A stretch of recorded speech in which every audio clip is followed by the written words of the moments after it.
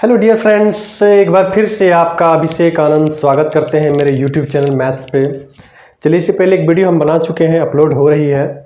दूसरा video BPSC से related है। बीपीएससी कुछ क्वेश्चन ऐसे भी पूछे हैं जो कि डायरेक्ट कहीं न कहीं आपको एसएससी का क्वेश्चन है या फिर रेलवे का क्वेश्चन है या फिर कह सकते हैं आपके 11th या 10th का क्वेश्चन है। तो वो किस तरह का क्वेश्चन पूछे हैं, ये कुछ प्रीवियस ईयर्स के क्वेश्चंस हैं। देखते हैं हम लोग किस तरह के क्वेश्चंस हैं। मिसलेनियस टाइप के क्वेश्चंस आज हम कराने वाले हैं, जिसमें से 2 क्वेश्चन आपको बैक टू बैक कोऑर्डिनेट का क्वेश्चन है। ये कोऑर्डिनेट से क्वेश्चन पूछा गया है। इससे स्पष्ट है कि 10 क्वेश्चन यदि बीपीएससी पूछ रही है तो आपको अच्छे से मैथ्स पढ़ के जाना है। 10 में से श्योर एंड सर्टेन आपका 8 से 9 क्वेश्चन बन जाएगा। मेरे सारे वीडियोज़ को देख लीजिए जो यूट्यूब पे डाल रखे हैं। उतना वीडियोज़ यदि आप देख लेते हैं तो आपका 100% हम बता रहे हैं 10 में से आराम से 7 से 8 क्वेश्चन बन जाएगा। चलिए, तो इसको एक्सप्लेन करते हैं। पूरा भगा के नहीं, आराम से हम समझाएंगे। एक एक क्वेश्चन को कैसे कैसे हम डील कर रहे हैं, कैसे समझना है, कैसे क्वेश्चन को पकड़ना है, सारे बात को आज हम सीखेंगे। ठीक है, ये कोऑर्डिनेट का 2 क्वेश्चन है। देखते हैं क्वेश्चन किस तरह से है। बोला कि त्रिभुज पी क्यू आर में यदि एंगल पी क्या है 120 डिग्री है और भुजा पी क्यू तथा पी आर आपस में क्या है, बराबर है। तो ऐसा करते हैं, एक त्रिभुज पहले बना लेते हैं। पी क्यू आर, पी कितना एंगल है, 120 डिग्री है। कितना है, 120 डिग्री। और ये क्वेश्चन में बोल रखा है कि दोनों भुजा आपस में क्या है, पी क्यू और पी आर आपस में बराबर है। तो ज्योमेट्री में एक कंसेप्ट होता है त्रिभुज के लिए। ज्योमेट्री में एक कंसेप्ट होता है त्रिभुज के लिए, जब किसी भी त्रिभुज में 2 भुजा आपस में बराबर हो जाए तो उस दोनों भुजा के सम्मुख यानी कि आमने सामने दोनों एंगल भी आपस में क्या होगा, बराबर। यानी कि इस भुजा के सामने का एंगल थीटा होगा तो इस भुजा के सामने का एंगल ये भी क्या होगा, थीटा होगा। तो क्लियर हो गया कि यदि ये 10 सेंटीमीटर का है एसी, AB भी आपका 10 सेंटीमीटर का है, तो दोनों का एंगल का भी मान क्या होगा, बराबर होगा। सपोज ये 30 डिग्री का होगा तो ये भी कितना होगा, 30 डिग्री का। तो क्लियर है कि ये दोनों भुजा आपस में बराबर है तो ये दोनों एंगल भी आपस में क्या होगा, बराबर होगा। अब ये बताइए कि किसी भी त्रिभुज में तीनों एंगल मिलके कितना, 180 डिग्री। तो हम यहाँ से ले लेंगे 120 डिग्री प्लस में अल्फा प्लस अल्फा 2 अल्फा बराबर में 180 डिग्री। तो 2 अल्फा बराबर में कितना आ गया, 60 डिग्री। इसलिए अल्फा का मान कितना आ गया, 30 डिग्री।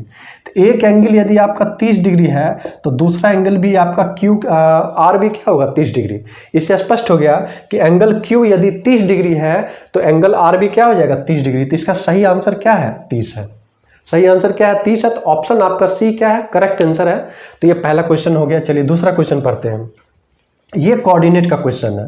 क्वेश्चन में क्या बोला कि 2 पॉइंट है, एकदम ध्यान से देखिएगा, P तथा Q, और इस पी क्यू का कोऑर्डिनेट दे रखा है कितना, 4 और 6, क्यू का दे रखा है -4 और 8। तो मिड पॉइंट मान लेते हैं कि यही आपका क्या है, एक मिड पॉइंट है। तो मिड पॉइंट का फॉर्मूला क्या होता है, थोड़ा सा देख लेते हैं। कोऑर्डिनेट का एक कंसेप्ट है, मिड पॉइंट का फॉर्मूला होगा। मिड पॉइंट का मतलब होगा ठीक बीच में, यानी कि आपका ए क्यू और ए पी दोनों आपस में क्या होगा, बराबर। ए से क्यू का डिस्टेंस और ए से पी का डिस्टेंस आपस में बराबर होगा, तभी तो ये मिड पॉइंट होगा कि नहीं होगा। तो इस मिड पॉइंट का डायरेक्ट फॉर्मूला ले लेंगे हम। इसको ले लेते हैं पी को x1 y1 और q को ले लेते हैं x2 और y2। तो मिड पॉइंट लेंगे तो x कोऑर्डिनेट को जोड़ लीजिए, तो x1 प्लस x2/2 ये x कोऑर्डिनेट के लिए निकलेगा, और y का जब निकालेंगे तो y1 अब प्लस में y2/2। इसी को सॉल्व कर लीजिए, डायरेक्ट आंसर आ जाएगा। ठीक है, तो ऊपर वाले को पहले मिटा लेते हैं, उसके बाद इसको फाइनली हम देखते हैं क्या आएगा आंसर। इसका ऑप्शन हम नहीं लिख पाए हैं, ऑप्शन हम लिख देते हैं।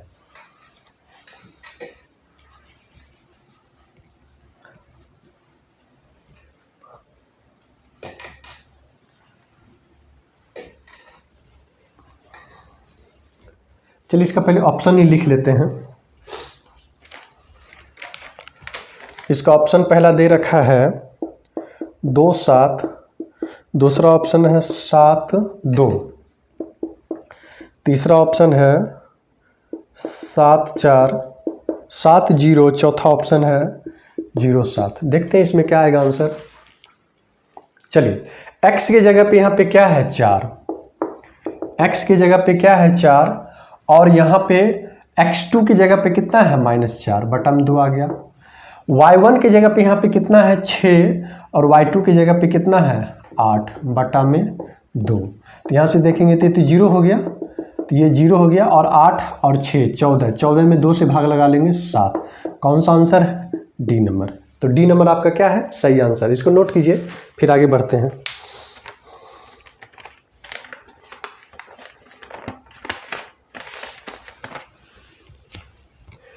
चलिए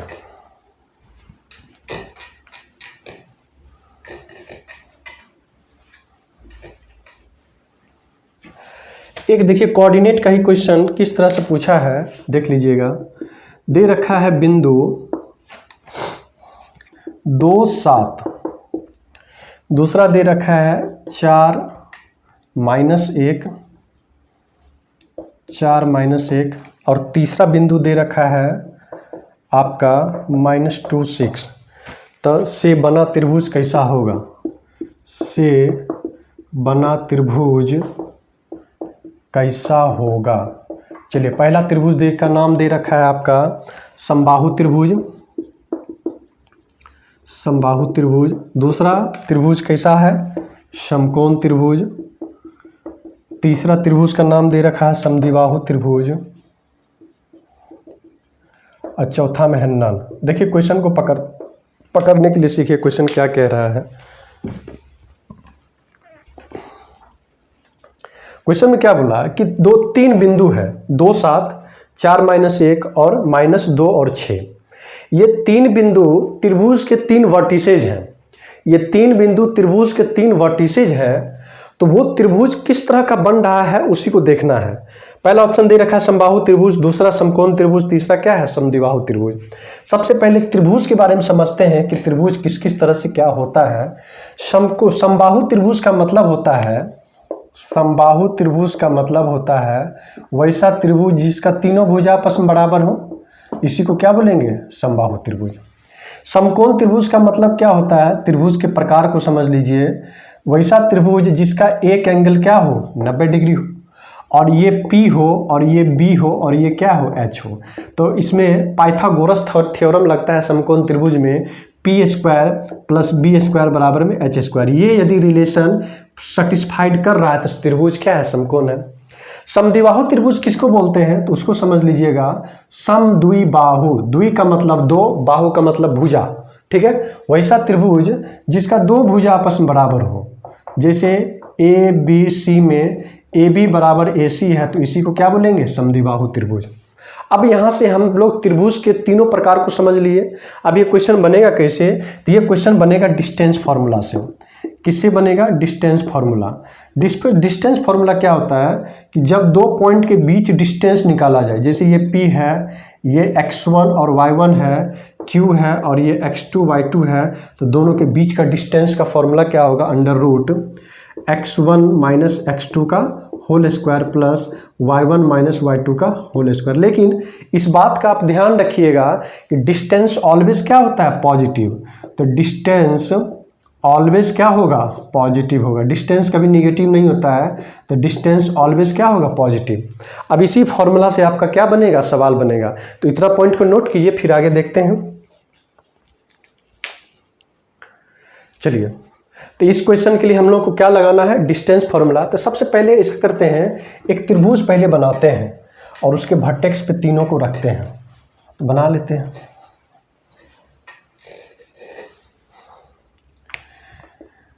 यही त्रिभुज है, इसका नाम दे देते हैं A और पहला पॉइंट ले लेते हैं 2 और 7, इसको दे देते हैं नाम 2। दूसरा वर्टेक्स है आपका, उसका कोऑर्डिनेट है 4 - 1। तीसरा वर्टेक्स है C, इसका कोऑर्डिनेट है -2 और 6। डिस्टेंस फार्मूला लगा लेंगे A और B के बीच। तो AB बराबर में यहाँ से आ जाएगा बेटा √ जब लेंगे तो x1 - x2, तो यहाँ से 4 - 2, 4 - 2 का होल स्क्वायर और प्लस में क्या हो जाएगा? 7। ये वाला माइनस है और ये वाला माइनस मिलकर क्या हो जाएगा? प्लस। तो 7 + 1 का होल स्क्वायर। तो ये तो 2 है, 2 का स्क्वायर 4 हो गया और ये 8 का स्क्वायर 64 हो गया। तो ये क्या हो गया? √68 दे दिया। क्या दे दिया? √68 दे दिया। अब इसी तरह से BC को निकालेंगे डिस्टेंस फार्मूला से। तो यहाँ से क्या हो जाएगा? 4 + 2 6, 6 का स्क्वायर 36 और 6 + 1 में 7, 7 का स्क्वायर क्या हो जाएगा 49। तो 9 और 6 15, ये 85 आ गया। क्या आ गया 85 आ गया BC। अब AC निकालेंगे यहाँ से, तो AC बराबर में क्या आ जाएगा √। तो 2 + 2 4, 4 के स्क्वायर 16 और 7 में से 6 जाएगा 1, तो 1 का स्क्वायर क्या हो जाएगा 1 का स्क्वायर 1 हो गया, ये कितना गया √17। अब यहाँ से गौर से देखिए, यदि AB का स्क्वायर प्लस AC का स्क्वायर कर दिया जाए तो ये BC के स्क्वायर के बराबर होगा। AB का स्क्वायर कितना है तो √68, तो √68 का स्क्वायर ले लीजिए, प्लस यहाँ से AC कितना है √17, तो √17 का स्क्वायर ले लीजिए, और BC कितना है तो √85 का स्क्वायर। क्लियर। अब इसको थोड़ा सा मिटा दें नीचे वाले को।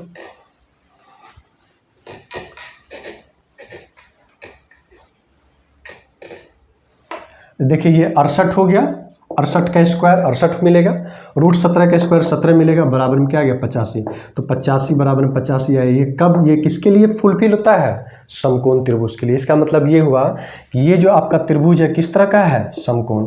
तो समकोण त्रिभुज है, ऑप्शन बी आपका क्या है, सही आंसर है। ऑप्शन की है क्या है, बी सही है। इसको नोट कीजिए। तो आपका कोऑर्डिनेट से भी BPSC में सवाल पूछा जा रहा है, इसलिए थोड़ा ध्यान से जो भी 67वीं का फॉर्म भरे हैं अच्छे से मुकम्मल तैयारी करके जाइए, 10 नंबर मायने रखता है। और हम चाह रहे हैं, इतना वीडियो आप लोगों के लिए बना दिए यूट्यूब पे कि कम से कम उस सारे वीडियो को भी यदि आप देख के जाएंगे तो 10 में से आराम से 7 से 8 क्वेश्चन आपका बनने वाला है। तुक्का नहीं मारना है, मैथ्स में तुक्का नहीं चलता है। मैथ्स में क्या चलता है, रिजल्ट, डायरेक्ट रिजल्ट, उसका प्रोसेस भी नहीं, सिर्फ रिजल्ट। चलिए ठीक है, आगे बढ़ते हैं।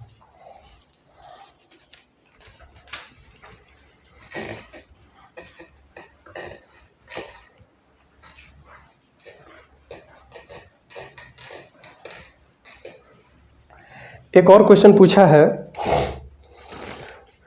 ज्योमेट्री से ही क्वेश्चन हम लिखते हैं। एक खिलाड़ी, इसको लिखना पड़ेगा, एक खिलाड़ी किसी वृत्ताकार पथ के 7 पूरे चक्कर लगाकर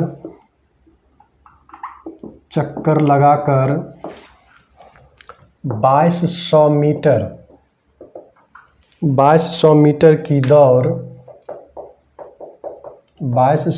की दौड़ पूरी करता है तो उस वृत्ताकार पथ की त्रिज्या निकाले। उस वृत्ताकार पथ की त्रिज्या निकाले। ठीक है, उस त्रिज्या का मान एक उसमें पाई का मान दे रखा है 22/7। पहला ऑप्शन लिख लेते हैं, क्या है 30 मीटर, दूसरा ऑप्शन दे रखा है 40 मीटर, तीसरा 50 मीटर और चौथा 60 मीटर। कौन सा आंसर होगा, आपसे रेडियस इसका पूछ रहा है, जो वृत्ताकार पथ है उसी का रेडियस पूछ रहा है। चलिए, एक खिलाड़ी, ये कोई वृत्ताकार पथ है, ठीक है, ये खिलाड़ी दौड़ रहा है, ठीक है। तो ये कोई वृत्ताकार पथ होगा तो इसका अपना सेंटर भी होगा और इस सेंटर से एक डिस्टेंस, एक रेडियस भी होगा। ये हाफ डिस्टेंस क्या होगा, रेडियस होगा, और इसी रेडियस का मान आपसे पूछ रहा है। अच्छा, ये जो आदमी यहाँ पे दौड़ रहा है, एक लड़का जो यहाँ वृत्ताकार पथ पे दौड़ रहा है, तो ये इसके परिधि के अकॉर्डिंग दौड़ रहा है, इसके परिधि के अकॉर्डिंग दौड़ रहा है। चारों बगल दौड़ने का मतलब ये हुआ इसके परिधि पे दौड़ रहा है, एरिया पे नहीं दौड़ रहा है, इसके परिधि पे दौड़ रहा है, चारों बगल सर्किल गोल घूम रहा है। तो यहाँ से लगा लेंगे वृत्त का परिधि का फॉर्मूला। वृत्त की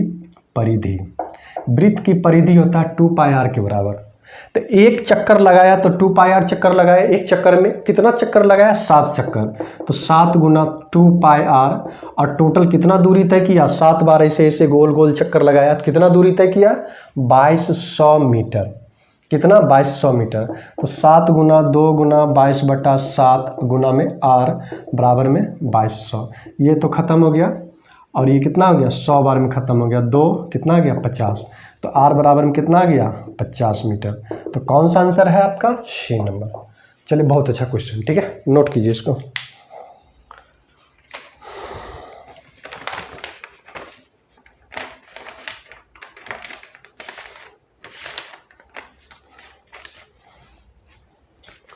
चलिए क्वेश्चन और, तो BPSC भी अच्छा क्वेश्चन पूछती है, ठीक है। कुछ क्वेश्चन तो बीपीएससी फंक्शन से भी पूछी है, लॉग से भी पूछी है, हम क्वेश्चन करा देंगे, बैक टू बैक वीडियो बनता रहेगा। ठीक है, बस आप मेरे चैनल को सब्सक्राइब कीजिए, लाइक कीजिए, शेयर कीजिए, ताकि आप लोगों तक नया वीडियो पहुंच सके।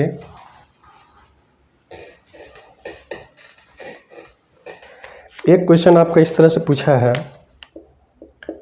फाइंड द वैल्यू, ठीक है, 0.05 गुना 0.05 गुना 0.05, उसके बाद बीच में हम माइनस 0.04 गुना 0.04 गुना 0.04 बटा में आपका क्या दे रखा है उसको थोड़ा सा देख लें।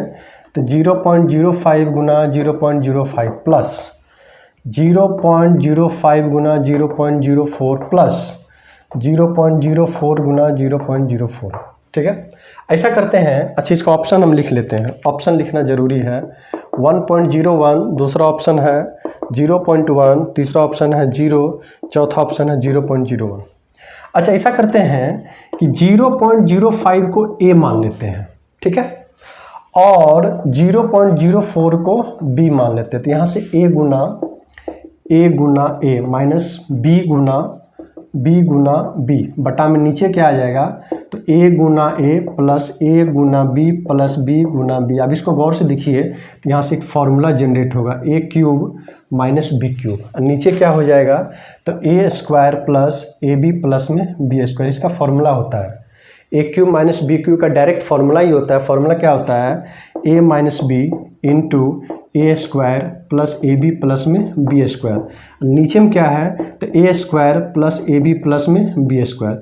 ये तो ख़त्म हो गया, बचा क्या, ए माइनस बी। ए के जगह पे क्या रख देंगे, तो 0.05 और बी के जगह पे 0.04, तो इसका डायरेक्ट आंसर कितना आ जाएगा, 0.01। यही आपका क्या है, आंसर है, नोट कीजिए, ठीक है, 0.04। ये क्वेश्चन था, अच्छा क्वेश्चन। एक और क्वेश्चन अलजेब्रा का करवा रहे हैं, अच्छा क्वेश्चन है, इसका स्क्रीनशॉट ले लीजिए।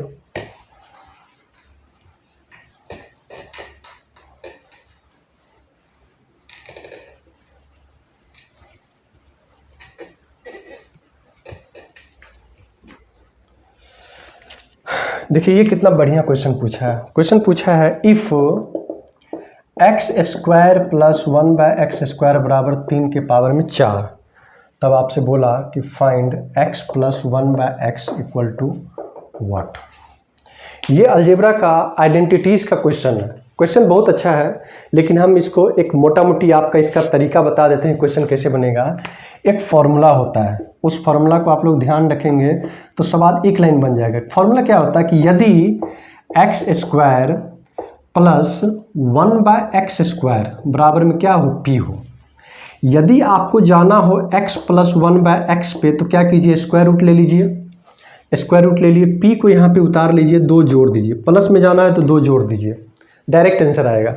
और यदि माइनस में जाना है, x माइनस 1/x में जाना है तो स्क्वायर रूट ले लीजिए, और इस p को यहाँ पे लिखिए, माइनस में जाना है तो 2 घटा लीजिए, प्लस में जाना है तो 2 जोड़ लीजिए, माइनस में जाना है तो 2 घटा लीजिए। अब इसे यहाँ पे देखिए, ये क्या है, x square plus 1/x square बराबर में कितना है, ये 81।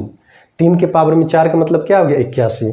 इसका मतलब ये हुआ कि x square plus 1/x square plus 2 कर लेंगे, और ये क्या हो जाएगा, 81 प्लस में 2। तो ये आपका फॉर्मेट दे देगा, x प्लस 1/x और अंडर रूट कितना हो जाएगा, 81 और 2 83। इसका ऑप्शन हम नहीं लिखे हैं, लिख दे रहे हैं, अंडर रूट 83 ऑप्शन है, ठीक है, अंडर रूट 83। दूसरा ऑप्शन है अंडर रूट 37, तीसरा ऑप्शन है अंडर रूट 46, चौथा ऑप्शन है अंडर रूट 43। कौन सा आंसर है, ए नंबर, अंडर रूट 83। यही आपका फाइनली क्या है, आंसर। बस ये रोड मैप आप ध्यान में रखिए, सवाल आपका 1 सेकंड बन जाएगा। प्लस में जाने के लिए 2 जोड़ेंगे, यहाँ पे 2 जोड़े, स्क्वायर रूट चढ़ गया। अब माइनस में जाने के लिए 2 घटा देंगे, क्लियर, नोट कीजिए इसको।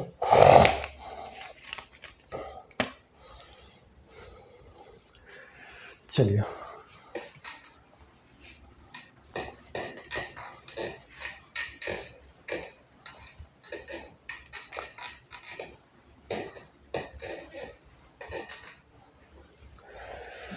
एक क्वेश्चन देखिए क्या पूछा है, निम्नलिखित में से कौन सा कथन असत्य है। निम्न में से कौन सा कथन असत्य है? पहला ऑप्शन दे रखा है कि पाई एक अपरिमेय संख्या है। पाई क्या है? अपरिमेय संख्या है। दूसरा ऑप्शन दे रखा है कि √2 एक सम संख्या है। हमको लग रहा है यही गलत है। उसके बाद बोला कि ई जो है वो भी अपरिमेय संख्या है, अपरिमेय संख्या है। चौथा में दिया है इनफाइनाइट क्या है? अनंत संख्या है। तो ये आपका क्या है? गलत है। पाई के बारे में बोला जाता है कि पाई का मान 22/7 कभी भी नहीं होता है। यदि आपके दिमाग में ये मिसकंसेप्शन चल रहा होगा कि पाई का मान 22/7 होता है, तो नहीं, क्योंकि 22/7 आपका क्या है? परिमेय संख्या है। एक बार इसको नोट कर लीजिएगा, 22/7 क्या है? परिमेय संख्या। क्यों परिमेय संख्या है? क्योंकि 22/7 आप जब भाग लगाएंगे तो ये आपके 7वें या 8वें अंक के बाद ये पूरा पूरा कट जाएगा। 7वें और 8वें अंक के बाद ये पूरा पूरा कटेगा, लेकिन पाई का मान अभी तक मिलता जा रहा है। पाई का मान अभी तक ख़त्म नहीं हुआ, अभी भी नया नया पाई का मान आ रहा है। ठीक है, अभी तक में 5 करोड़ ट्रिलियन पाई का मान खोजा जा चुका है। पाई का मान क्या है? लिमिटलेस है, इसलिए पाई क्या है? एक अपरिमेय संख्या। इसलिए बोला जाता है कि पाई का एग्जैक्ट मान हम लोग 22/7 नहीं बोल सकते हैं, लेकिन हम लोग ले लेते हैं, सुविधा के अनुसार ले लेते हैं, वो अलग की बात है। लेकिन पाई का मान कभी भी 22/7 नहीं बोलना है। ठीक है, तो पाई एक अपरिमेय संख्या, ये भी सही है। ये एक्सपोनेंट है, ये भी अपरिमेय संख्या है। इनफाइनाइट क्या है? अनंत संख्या है। लेकिन √2 भी क्या है? एक अपरिमेय संख्या है। लेकिन यहाँ पे दे रखा है कि √2 एक सम संख्या है, तो वो क्या है? गलत है। ओके, चलिए आगे बढ़ते हैं।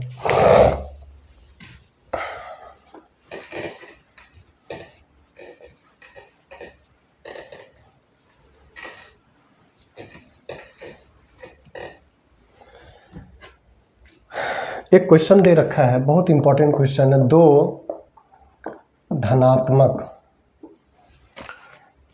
संख्याओं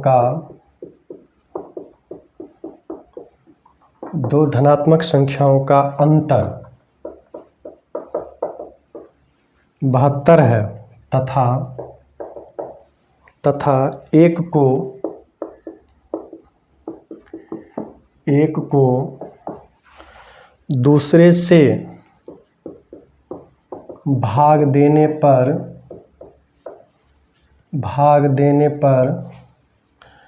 शेषफल नहीं, भाग देने पर भागफल 4 प्राप्त होता है तो वह संख्या बताएं। चलिए पहला ऑप्शन लेके चलते हैं। पहला ऑप्शन है 40 112, दूसरा ऑप्शन है 24 96, तीसरा ऑप्शन है 32 128, चौथा ऑप्शन है 30 102। देखिए इस दोनों का डिफरेंस 72 आ रहा है। इसका 72 आ रहा है, लेकिन इसका 72 नहीं है। इसका मतलब पहला ऑप्शन यानी कि सी जो है वो छट गया। अच्छा, ऑप्शन डी आपका 72 दे रहा है, यानी कि 3 ऑप्शन बचा हुआ है। इसको ऑप्शन से बना लीजिए, इसका डिटेल्स भी है। ठीक है, 72। लेकिन बोला क्या कि जब एक संख्या में दूसरी संख्या से भाग लगाएंगे, पहली संख्या में दूसरी संख्या में, तो भागफल 4 आना चाहिए। अच्छा, 112 में 4 से भाग लगाएंगे तो कभी भी भागफल 4 आएगा? नहीं आएगा। इसका मतलब ये ऑप्शन नहीं होगा, पहला भी खत्म हो गया। दूसरा देखेंगे तो 96 में 24 से भाग लगाएंगे तो ये 4 बार में कट जाएगा, तो भागफल कितना आ गया? 4। कौन सा ऑप्शन है? B number. अच्छा, डी को चेक करें तो डी यदि 102 में 30 से भाग लगाएंगे तो 4 होगा? नहीं होगा। तो डी भी ऑप्शन आपका क्या हो गया? छट गया। तो इसका सही आंसर कितना है? तो बी 24 96। दोनों का डिफरेंस भी 72 है, और 96 में 24 से भाग लगाएंगे तो 4 बार में कटेगा, वही भागफल कितना है? 4। इसको नोट कर लीजिए।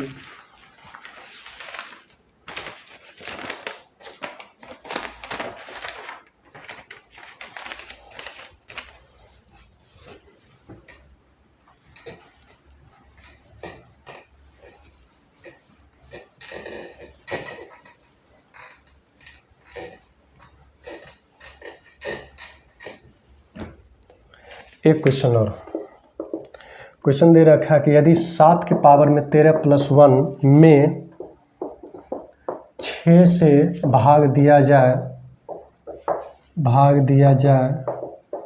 तो शेषफल निकालें। शेषफल निकालें। पहला ऑप्शन है आपका 0, दूसरा है 1, तीसरा है 2, चौथा है 3। यानी कि क्वेश्चन बोला कि 7 के पावर में 13 + 1 में 6 ही भाग लगाना है। एक में तो भाग लगाने से कुछ फायदा है नहीं, तो आप डायरेक्ट क्या कीजिए, 7 में भाग लगा लीजिए। पावर को अभी कुछ देर के लिए भूल जाइए। तो एक बार में कितना आ गया, रिमाइंडर 1। तो रिमाइंडर यहाँ से जब लेंगे तो 1 के पावर में कितना आ गया, 13 + 1। तो 1 के पावर में कुछ भी रहे तो क्या देगा, 1 + 1। इसका शेषफल कितना आएगा, 2। इसका शेषफल कितना आएगा, 2। नोट कीजिए।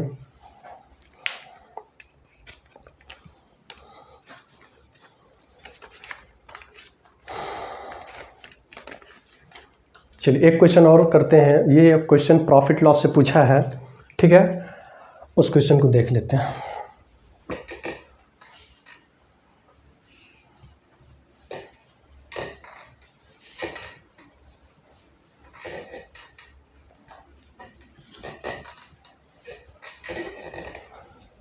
ये बहुत इंपॉर्टेंट क्वेश्चन है, हम करवा रहे हैं।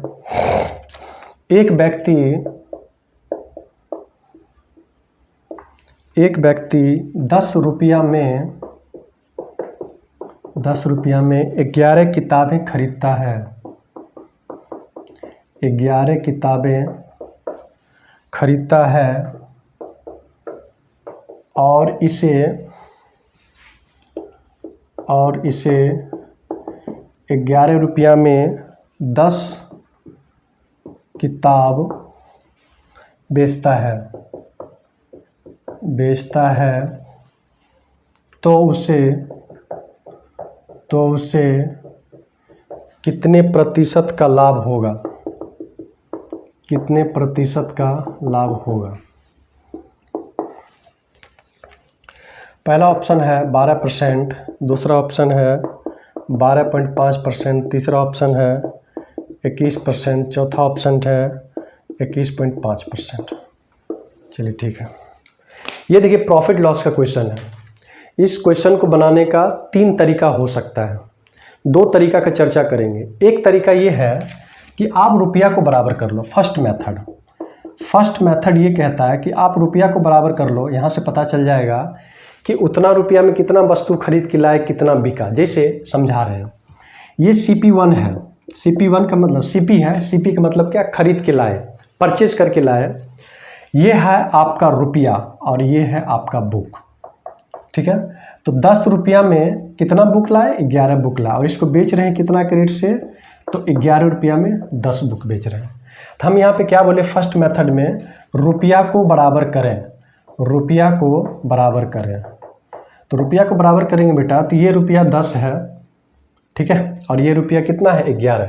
तो यहाँ से जब देखेंगे तो इसको 11 से मल्टीप्लाई कर दें, इसको 10 से, तो 11 से, तो ये भी क्या हो जाएगा 11 से, और ये 10 से, तो क्या हो जाएगा, ये 10 से, ठीक है। यहाँ से जब देखें तो ये कितना आ गया 110, और ये भी कितना आ गया 110, और यहाँ से जब देखें तो ये कितना आ गया 121, और ये कितना आ गया 100। इसका मतलब ये हुआ कि आपका टोटल इन्वेस्टमेंट 110 का है। टोटल इन्वेस्टमेंट कितना है, 110 का है। तो 110 रुपया में 121 बुक खरीद के लाए, ठीक है। और यहाँ से जब हम देखें तो टोटल 110 रुपया दुकान में आ गया, और कितना बुक बिक गया, 100 बुक बिक गया। तो आपके पास कितना बुक बचा हुआ है, 21 बुक बच गया, और यही 21 बुक बचा हुआ है जिसको बेचने पे क्या होगा, लाभ होगा। जिसको बेचने पे क्या होगा, लाभ होगा। इससे स्पष्ट हो गया कि इस कंडीशन में हम जब देखेंगे तो प्रतिशत लाभ। तो फिर से इसको समझिए, आपका टोटल इन्वेस्टमेंट कितना है 110। 110 रुपया लेके गए मार्केट, 121 बुक खरीद के लाए दुकान के लिए, दुकान में लगा दिए, दुकान में 110 रुपया आ गया, कितना बुक बिका है 100। 21 बुक दुकान में अभी भी और बचा हुआ है, जिसको बेचेंगे तो क्या होगा, लाभ होगा। तो प्रतिशत लाभ 21 का कितना हो जाएगा, 100 पे गुना 100 ले लेंगे, तो यहाँ से क्या आ गया 21% का लाभ हो गया। ये इसका पहला तरीका था, इसका पहला तरीका। दूसरा तरीका ये कहता है कि वस्तु को बराबर करने पर, वस्तु को बराबर करने पर, तो वस्तु को बराबर कर लेते हैं, ठीक है। उतार लिए हैं, उतारिए तो, ठीक है। अब यहाँ पे वस्तु को बराबर कर लें, तो वस्तु को बराबर करेंगे तो इसको कर लें कितना से, 11 से गुना, 10 से गुना, और इसको कर लें 11 से गुना, तो ये भी क्या हो जाएगा 110 और ये भी कितना हो जाएगा 110। तो 110 का टोटल इन्वेस्टमेंट कितना है 100 रुपया का, और 110 बुक के लिए टोटल आपका दुकान में रुपया कितना आया 121 रुपया। तो खरेखर आप देख रहे हैं दुकान में इन्वेस्टमेंट किए 100 रुपया और आया 121 रुपया, तो कितना का लाभ हो रहा है 21 का लाभ। तो 21 का लाभ हो रहा है कितना पे 100 पे, तो 21/100 गुना क्या हो जाएगा 100, डायरेक्ट 21% का क्या हो गया लाभ हो गया। ये इसका दूसरा तरीका था। एक और तरीका है, पहले इसको नोट कीजिए।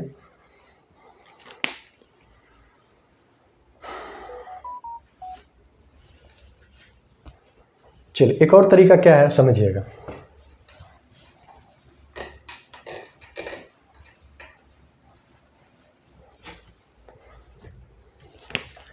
एक और तरीका है, तीसरा तरीका, कि आप इसको डायरेक्ट बना लीजिए। सीपी कितना है 10 रुपया में 11 बुक, और इसको बेचे कितना रेट से 11 रुपया में 10 बुक। आप इसको डायरेक्ट क्या कीजिए क्रॉस में गुना कर लीजिए, तो ये एसपी दे देगा 121 रुपया और ये सीपी दे देगा 100 रुपया। मतलब ये हुआ कि आपका टोटल लागत है दुकान में 100 रुपया, टोटल बुक बिक किया, आया दुकान में कितना 121 रुपया, तो कितना का लाभ है 21 का लाभ। 100 पे कितना हो जाएगा 21% का लाभ। आप इसको डायरेक्ट भी बना सकते हैं। क्लियर, नोट कीजिए इसको।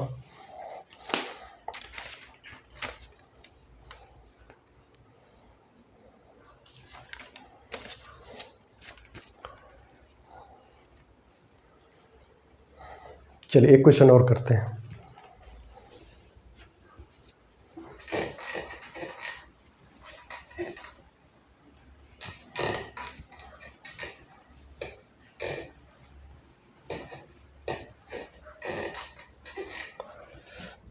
एक क्वेश्चन और क्या दे रखा है कि यदि 56,700 को किस छोटी से छोटी संख्या से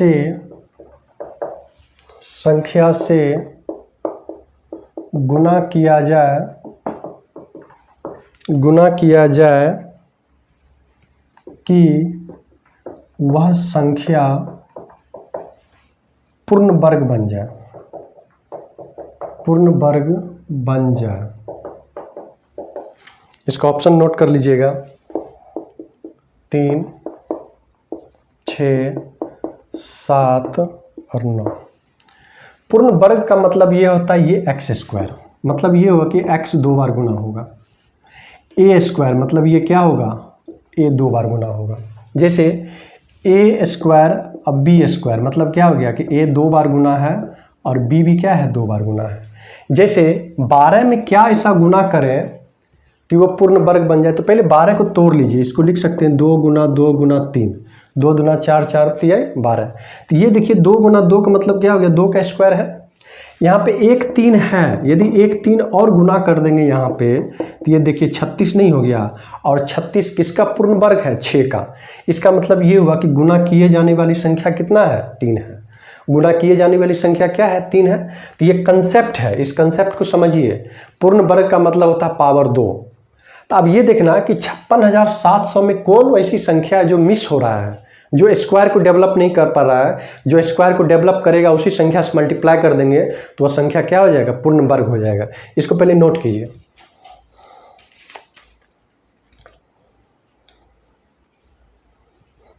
जैसे 56,700 का फैक्टर लेंगे तो 2 गुना 2 गुना 3 गुना 3 गुना 3 गुना 3 गुना 5 गुना 5 गुना 7।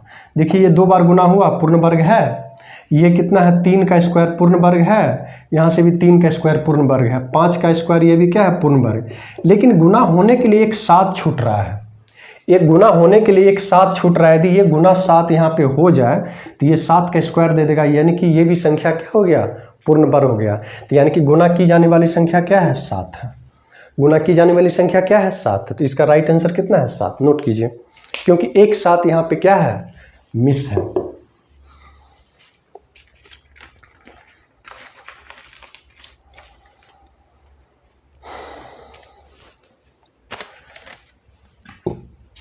चलिए क्वेश्चन और करते हैं। ये इंपॉर्टेंट क्वेश्चन है जो भी करवाएंगे।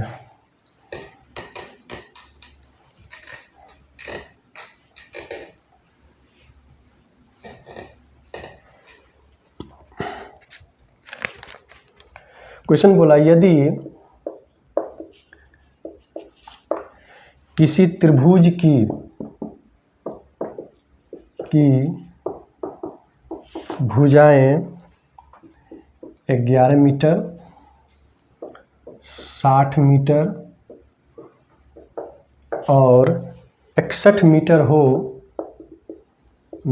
हो तो निम्न में से लंबी भुजा के सापेक्ष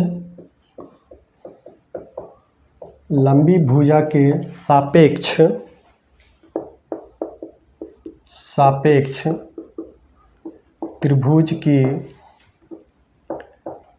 ऊंचाई निकालें। लंबी भुजा के सापेक्ष त्रिभुज की ऊंचाई निकालें। 10 मीटर पहला ऑप्शन है, दूसरा ऑप्शन है 9 मीटर, तीसरा ऑप्शन है 10.8 मीटर, चौथा ऑप्शन है 9.8 मीटर। अब इस क्वेश्चन को थोड़ा समझिए। ये क्वेश्चन है ये कोई त्रिभुज है, ठीक है, ABC।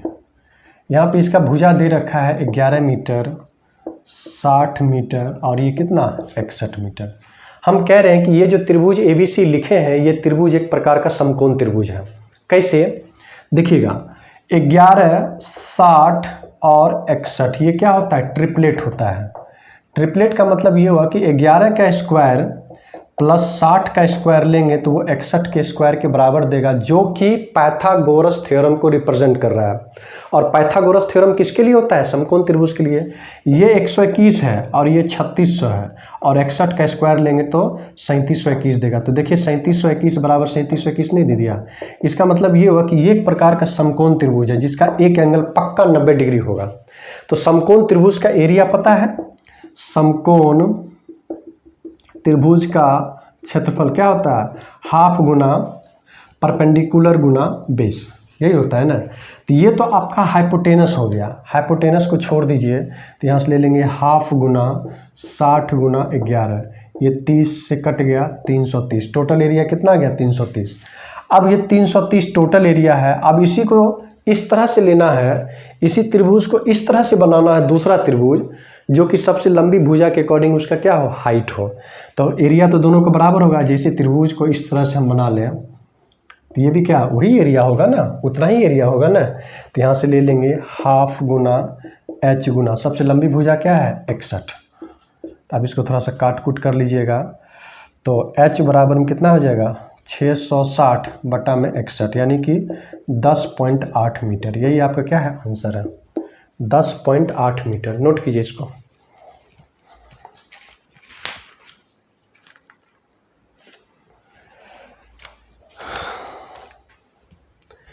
तो बीपीएससी भी अच्छे क्वेश्चन पूछी है, इसलिए ध्यान से मेरे यूट्यूब चैनल को देखिए और आपको एक एक क्वेश्चन मिल जाएगा, ठीक है। एक क्वेश्चन और करते हैं।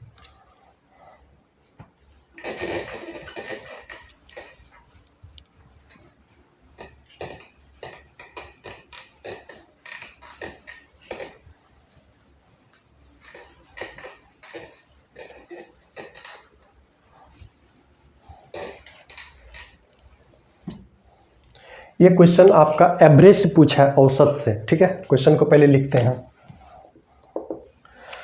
सोमवार,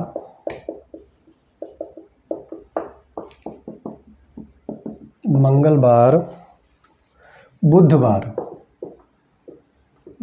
मेरे हिंदी पर मत जाइएगा। बुधवार का औसत तापमान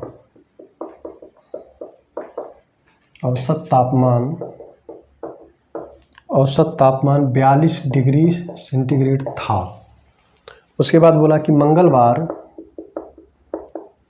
अरे बार अलग नहीं, ये सट के होगा। मंगलवार,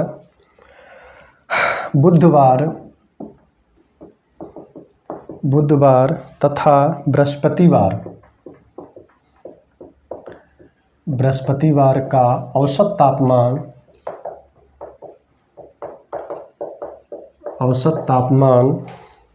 43 डिग्री था। उसके बाद बोला कि यदि बृहस्पतिवार का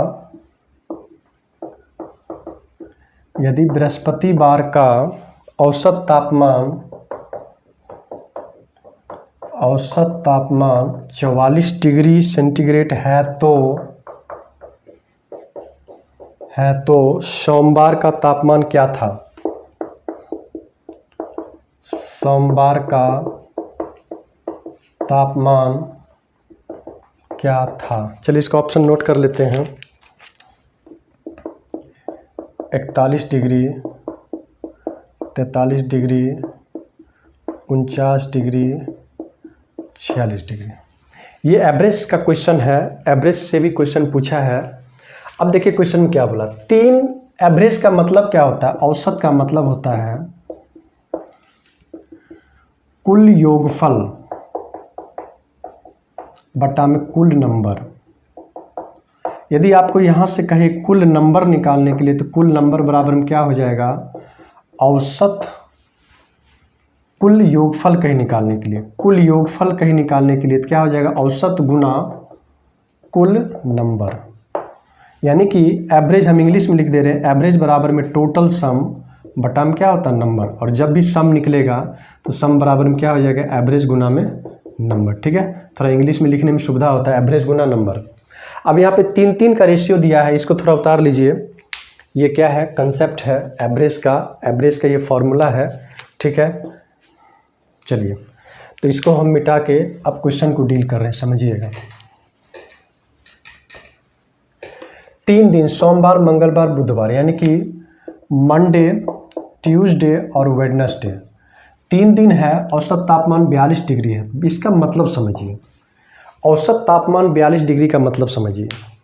यदि पहला दिन सोमवार है, उसका भी तापमान 42 डिग्री हो, मंगलवार का भी तापमान 42 डिग्री हो और बुधवार का भी तापमान 42 डिग्री हो, तो वो 42 डिग्री 42 डिग्री 42 डिग्री, तो एवरेज आपका मेंटेन है 42 डिग्री। एवरेज क्या है? मेंटेन है 42 डिग्री। इसका मतलब ये हो कि 3 दिन का टोटल कितना आ गया, तो गुना 3 कर लीजिए, तो टोटल तापमान निकल गया। 3 दिन का कितना टोटल तापमान निकल गया। अब मंगलवार, बुधवार, बृहस्पतिवार 3 बार का यहाँ से भी ले लीजिए, थर्सडे, तो 3 गुना क्या हो जाएगा? 43 डिग्री हो गया। अब यहाँ से माइनस से इसको लगा लीजिए इक्वेशन को बैलेंस करने के लिए। तो ट्यूसडे ख़त्म, वेडनेसडे ख़त्म, बचा का मंडे और थर्सडे। ठीक है, बराबर में ये 3, अब माइनस में क्या हो जाएगा? -43 में से -42 गया, -1 हो गया। ये कितना आ गया? -3। अब यहाँ पे ये मंडे है ना, मंडे और थर्सडे का तापमान दे रखा है कितना? 43 डिग्री, बराबर में क्या आ गया? -3। इसलिए मंडे का तापमान कितना आ गया? -3 प्लस में 43 डिग्री, कितना हो गया? 41 डिग्री। कितना हो गया? 41 डिग्री। तो कौन सा आंसर सही है? फर्स्ट आंसर आपका 41 डिग्री क्या है? सही है। तो ये बीपीएससी का कुछ मिसलेनियस क्वेश्चन था। आप लोग इसको घर पे ज़रूर अच्छे से प्रैक्टिस कर लीजिएगा। क्वेश्चन कुछ भी पूछ सकता है, कहीं से भी पूछ सकता है। आपको तैयारी पूरा करके जाना होगा, तभी जाके ये समझिए कि 10 क्वेश्चन आपका 10 में से 8 क्वेश्चन बनेगा। और ये जो आप सोच के चल रहे हैं ना कि चलो भाई 10 क्वेश्चन हम नहीं भी बनाएंगे तो कोई दिक्कत नहीं है, तो फिर अच्छा पोस्ट आपको नहीं मिलने वाला है, कोई छोटे मोटे पोस्ट पे चले जाइएगा। मेरा कहने का मतलब ये कि बीपीएससी में यदि अच्छे रैंक से पास करना है, टॉपर बनना है, नहीं भी टॉपर बनना है तो अच्छे रैंक में रहना है, तो 10 नंबर को इग्नोर नहीं करना है, 10 नंबर को लाना है। मैथ से भागिए नहीं, मैथ से जितना भागेंगे ये मैथ आपको उतना ही भगाएगा। क्लियर है? और भाग के कहाँ जाना है? मेंस में फिर आपको 72 नंबर का मैथ पढ़ना ही होगा। और जिस दिन 72 नंबर का मैथ कवर करके नहीं जाएंगे मेंस में, तो पता चलेगा कुछ नहीं होने वाला है आपका। तब तो बीपीएससी का ख्वाब ही बेकार है, यदि आप सोच भी रहे हैं तो बेकार है। इसलिए मैथ को पकड़िए। ज़्यादा देर का हम वीडियो भी नहीं बना रहे हैं, 40 मिनट 45 मिनट का वीडियो बना रहे हैं ताकि आप इसको देख पाएँ। ठीक है, तब तक के लिए हम लोग विदा लेते हैं आपसे। फिर मिलेंगे कल या परसों, फिर मिलेंगे नए वीडियो के साथ बीपीएससी का। और तब तक के लिए okay, bye bye, take care, जय हिंद, जय भारत, ख्याल रखिएगा। ओके।